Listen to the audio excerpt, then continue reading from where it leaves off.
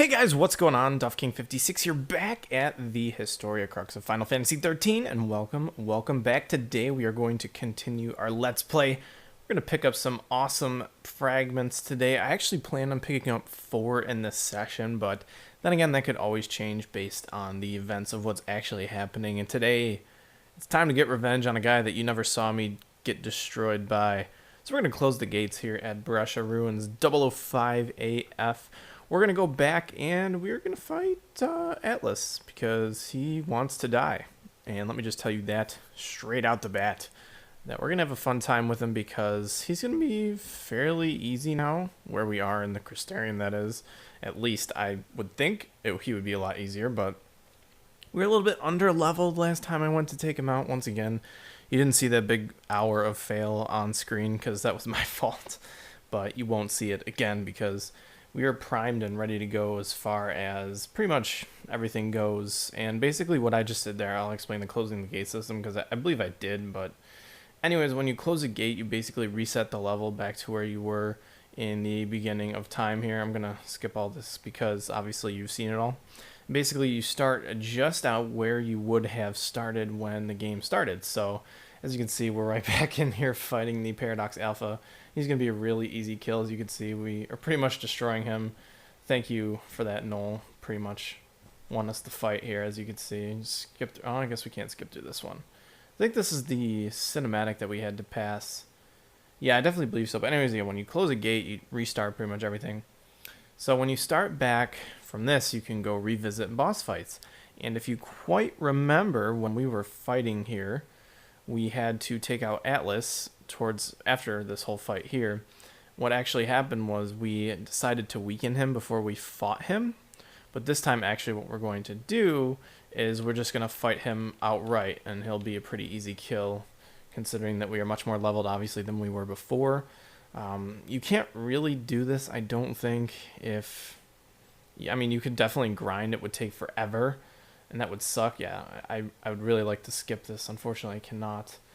But that's pretty much what we're up against here. We got to go and fight the Atlas, kill him, and we get a paradox ending from this, among other things. I got some Crystarium points, which is always nice. Just add it to the total there.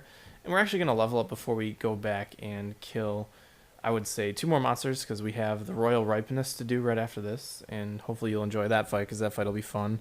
Because he's actually a little bit easier than Atlas, because he's not as physically taxing, but as you will see, they're all going to be definitely easy. So we're going to track down Atlas very easily. We're just going to run by everyone here.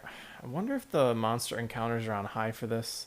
I can't remember, but either way, we'll just be able to run through all of our enemies here, among other things, because we are basically overpowered. We're over-leveled. We are super powered superheroes, and as you can see, yep, here comes the hand's going to come swipe everything out and make us just not so happy right now. So we're just going to run along here. Come on, thank you very much. And I really do want to get revenge on him, because if you obviously don't remember this because you never saw it. But seriously, guys, I'm itching for killing this guy because he embarrassed me off of camera, and I can't let that go. It has been permeating my mind forever. I kind of wish, I don't even remember, I don't think there are chocobos available just quite yet, but I wish we had those so that we could just run through this whole shindig and kill everything. But unfortunately, we can do nothing of the sort. That's okay, though. We're just going to run right up and fight Mr. Atlas here. He's going to come swipe through this door. Thank you for that. It's awesome that you would offer us that. Now, I do actually want to check. Oh, I can't do that quite yet, can I? Yes, I know. No, we're going to skip that. And we are going to check our, not a Crystarium, we're going to check our party paradigms. We don't exactly want, do we want you? We want our bunker beast involved, that is for sure. He's not quite maxed out, but he's going to be exactly where we want to be, and who we want him to be as our sentinel here, so that is good. Just want to make sure that I get the right guy here. I don't think I see him. Is this sort of, I want to sort this alphabetically. Can I do that? Name. Yes, there we go. I want to see if we have, no, we don't have the right guy. That's fine. We can leave this commando and this Ravager here. That should be okay. I kind of want a Meteor Ravager, But that's okay. We'll switch our party paradigms actually really, or not our actual paradigms really quickly here. We'll start with Relentless Assault. We have a Tortoise class. We have... I'm going to keep Sarah as the Ravager. Her medic Sentinel. And we can do a medic Sentinel because he does some pretty devastating physical attacks. And certainly want to avoid that. So we'll start out in Relentless Assault. And we'll see where that takes us. I want to see if our equipment is quite ready here. Honestly, I don't really feel like putting physical resistance since we are pretty meaty in the HP category. So even though we can control Atlas, we're going to go right up at him here and see if we can get our Paradox ending and therefore a ton of CP for this. Not as much as we got for killing legendaries in the Arclight step or the Archelt step, but definitely enough because it all helps in the end. Anyways, it's time to fight Atlas. Let's do the shit here. You're not going to embarrass us anymore, Mr. Atlas. It is time for you to die. And die you most likely will, as you can see. Just such a big boy. So many terrible physical attacks. As you can see, he completely destroyed our Ravager in pretty much one blow. And that's kind of scary. I might actually want to switch back here, because he's going to keep doing these attacks. And it would be horrible if he certainly... kills us here. As you can see how much damage we're actually doing to him though. He's already in a red bar and his gauges, his stagger gauge is going to go up even more so, which is great news. We just have to pay attention to certain attacks because those are the worst ones.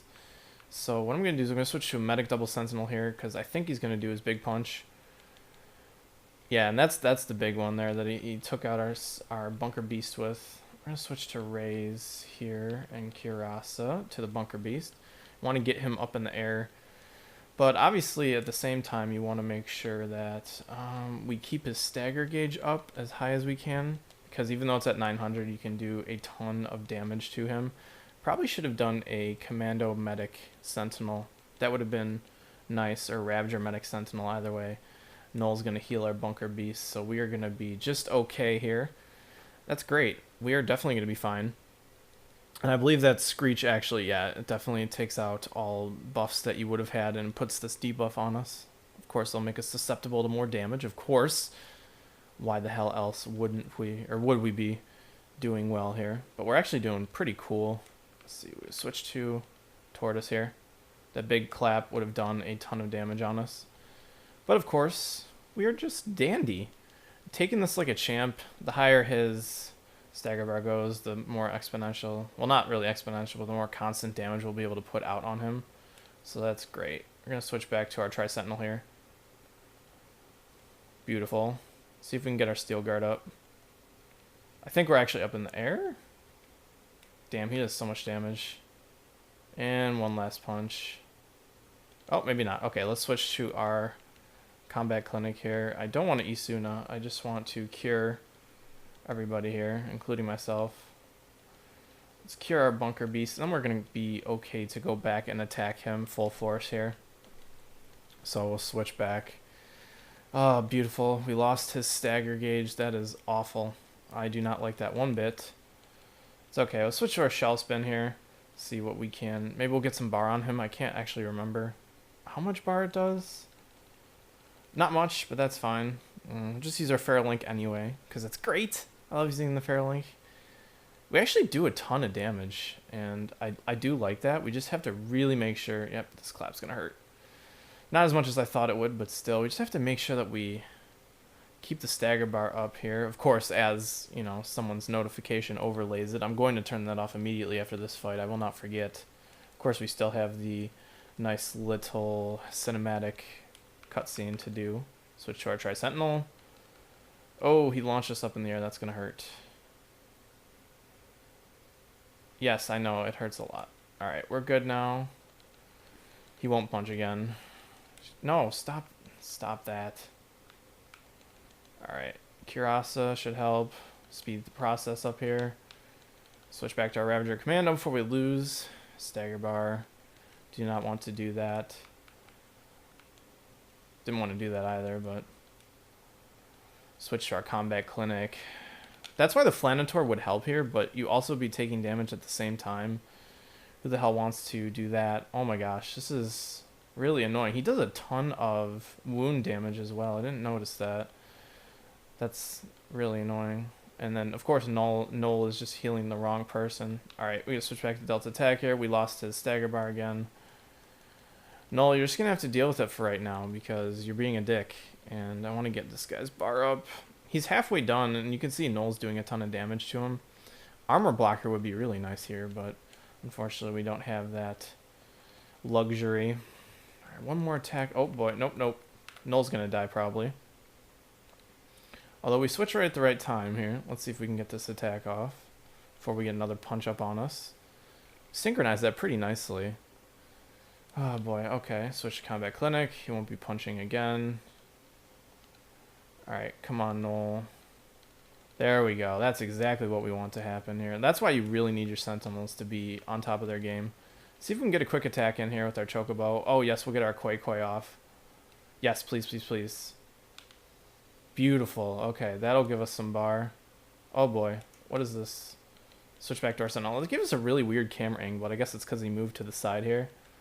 He's probably going to do his yell. Yep, that hurts a lot, but not too much. Definitely not enough to cause any alarm. As you can see, we're totally going to take him down here. Probably a couple more attack turns. He's probably going to go into his punch move right now. So I'm going to have to be, very careful. Oh, it's a clap. That's okay. Switch right back. Ravager Commando. We might just be able to squeak a little bit more damage in before we have to go. Yep. All right. Let's see if we can switch out here. Just get some heals off on myself, apparently. Yep, here we go. Here's the tortoise. Oh, that clap hurt. Too bad that's not the punch move. Oh, it is. Okay. That was a mistake. That's fine, though. We're going to be able to attack him right out here, and we should be able to finish him off here. Come on, Noel. I'm depending on your physical attacks. Come on. He's going to come straight out firing for us, so we better take him out right here. Come on, Noel. Come on. Oh, so close. Oh my gosh, you gotta be kidding me. Come on, take him out, Sarah. Yes, okay, we got him. Alright, so now we just have to finish off the cinematic cutscene here. Won't be too hard, and we'll be able to see the nice little paradox ending, which is awesome. I love the paradox ending here, so hopefully you'll enjoy as well. Oop, almost messed that up.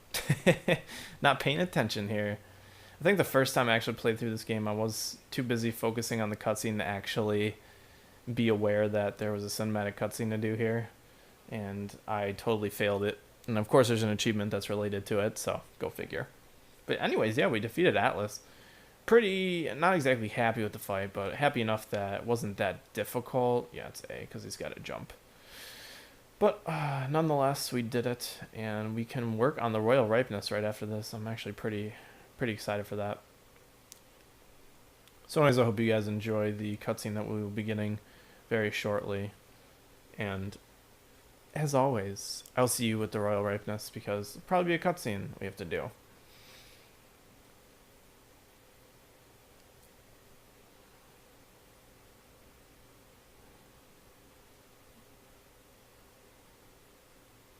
Five stars, not bad. 1,000 Chrysogen points, but we'll actually get more for the paradox ending. So let's see what we get here. Ooh, potent generators. Those are nice. Let's see what we get, though.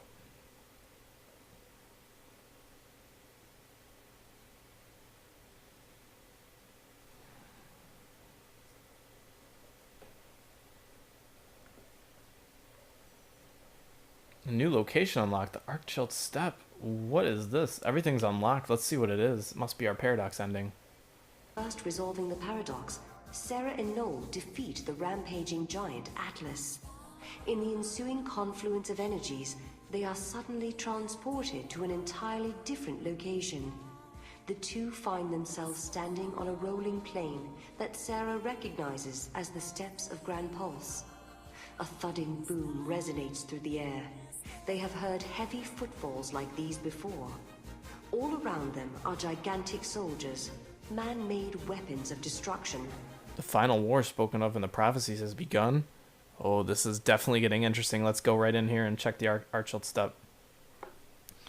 We'll get our one fragment out of this, and we'll definitely see what the lady was talking about. Definitely something interesting, though. It's so interesting too because not only could you resolve the time one way by solving a paradox and solving the ultimate paradox, but now you solved one paradox without the ultimate paradox.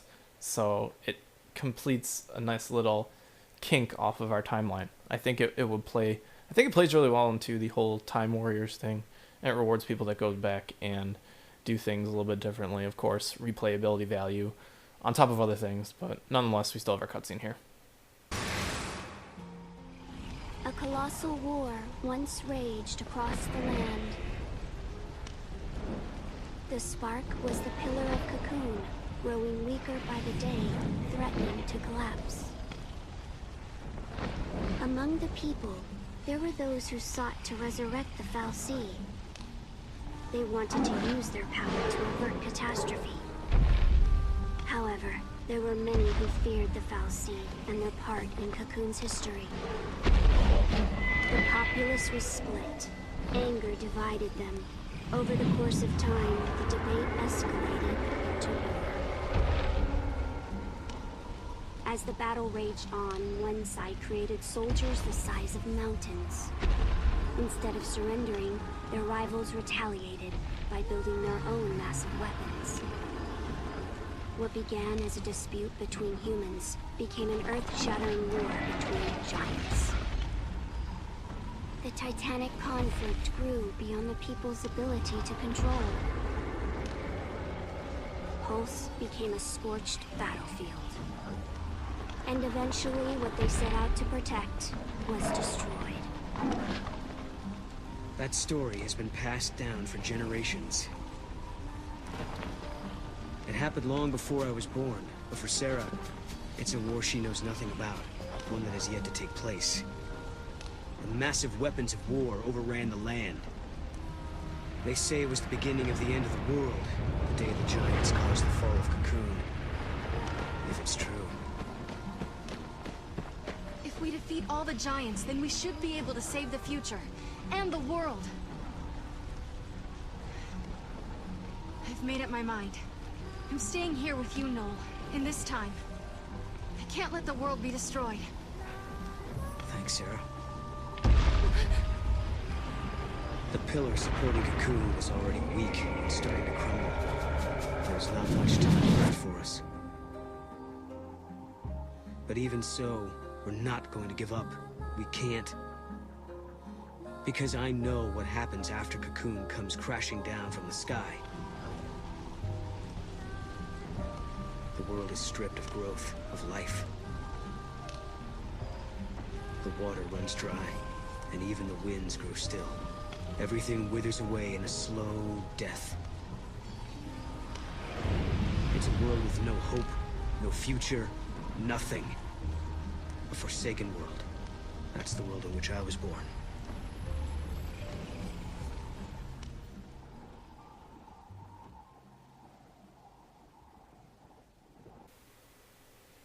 A giant mistake, 10,000 CP. And how about that? Another one of those humans did this to us sort of elements. You know, humans created these machines to protect stuff they eventually destroy just because they're at war. Just because they're trying to survive. Sort of an evolutionary cry for help with the Atlases, but ended up doing more harm than they did good. Basically, here the game is explained. Paradox ending is a side ending that results from choices Sarah and Noel make elsewhere along the timeline. There are several paradox endings hidden within the story crux. Can you find them all? Most certainly I can. So that is awesome. All you have to do here to get out of this area is open the gate back up again.